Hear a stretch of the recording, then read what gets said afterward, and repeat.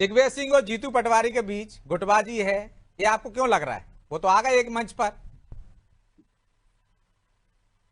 प्रदेश जी, मुझे लगता है कि राहत इंदौरी की कुछ लाइनें थी कि झूठों ने झूठों से कहा है कि सच बोलो। सरकारी ऐलान हुआ है कि सच बोलो, और अंदर मंडी सजी है झूठों की, और दरवाजे पर लिखा है कि सच बोलो। भाई दिग्विजय सिंह साहब तो पूर्व से कहते आ रहे हैं, और अगर आपके नेता आपस में एक सम्मत नहीं है, किसी भी राजनीतिक दल का जो मूल्यांकन होता है वो सार्वजनिक बयानों के माध्यम से होता है। तो ये आज ये नौबत क्यों आई है कि अलग अलग प्रेस कॉन्फ्रेंस करते, और आज ही जीतू पटवारी जी तो अपनी बात पर अड़िग थे। उन्होंने कहा जो मैंने कहा वो सत्य है, और दिग्विजय सिंह साहब भी अपनी बात पर अड़िग है। तो भाई कॉम्प्रोमाइज कहां से हुआ? दूसरा, आपने कहा कि संगठन, तो संगठन नाम की चिड़िया कांग्रेस में कब से ही, मुझे तो आज पहली बार सुनने को मिला है कि संगठन के अंदर से वे दोनों एक है। और उसके बाद में आदरणीय दिग्विजय सिंह साहब की पीड़ा आज की नहीं है। दिग्विजय सिंह साहब तो कह चुके हैं कि जो है चेले हम गुरु गुड़ रह गए और चेले शक्कर बन गए। आदरणीय वेणुगोपाल जी से ये तो खुद याद आके जो है वो पदस्थापना करवा लाते हैं। उसके बाद जीतू पटवारी जी ने जो प्यादा निर्मित किया था इंदौर में, चौक से उन्होंने किस तरह से असम्मान करा था।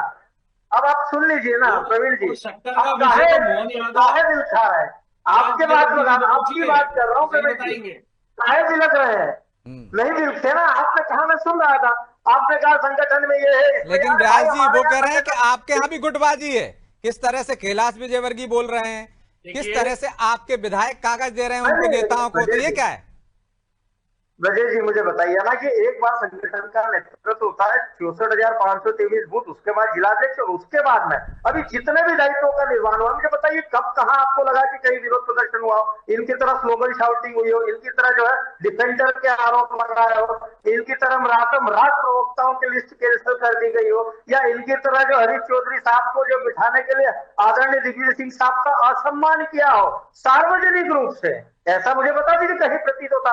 राजनीति में मतभेद हो सकते हैं, लेकिन यहाँ पर मनभेद है, इसीलिए उसको सार्वजनिक मंचों के माध्यम से जनता के बीच में लाया जा रहा है। 4.5 लाख। लेकिन कागज का इसलिए दिए कि मतभेद थे, इसका जवाब तो दिया नहीं आपने। वो कह रहे हैं कागज उन्होंने दिए।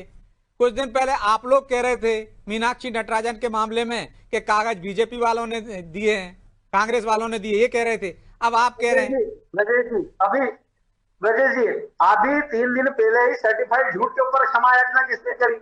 बताइए मुझे। हाईकोर्ट में जाके कान पकड़ के माफी किसने मांगी? तो ये सर्टिफाइड झूठों की पूरी मंडली है, इसलिए मैंने कहा कि झूठों ने कहा है।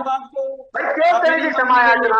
LIC पे आपने झूठ बोला, आपने SBI पे झूठ बोला, आपने तमाम तरह की देश की सार्वजनिक संस्थाओं पर जो आरोप लगा तो झूठ बोला, आपने मोदी वाले विषय में हाईकोर्ट में जाकर क्षमा याचना करी कान पकड़ के। तो भाई आप प्रवीण भाई, उसके बाद क्षमा याचना करते हो। वो कह रहे हैं आपकी तो आदत है प्रवीण जी।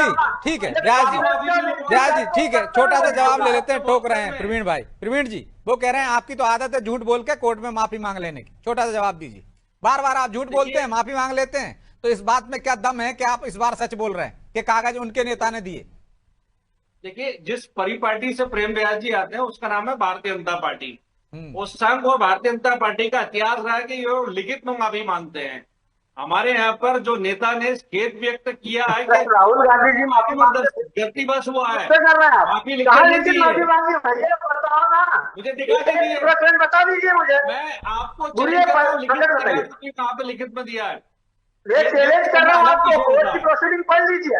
आपको पढ़ना लिखना नहीं है, आपको फर्मों से पास होना है। तो इसी कारण ये स्थिति बनी है। सीटिंग ले जाकर जो है एग्जाम्स में पीछे वाली सीट पर बैठकर सिर्फ पासिंग मार्क्स लाकर, अगर चलिए हम बहस इस बात पर नहीं कर रहे प्रवीण जी, प्रेम जी, कि झूठों का सरदार कौन है और कौन झूठा है। ठीक है, मुद्दे पे लौटते हैं।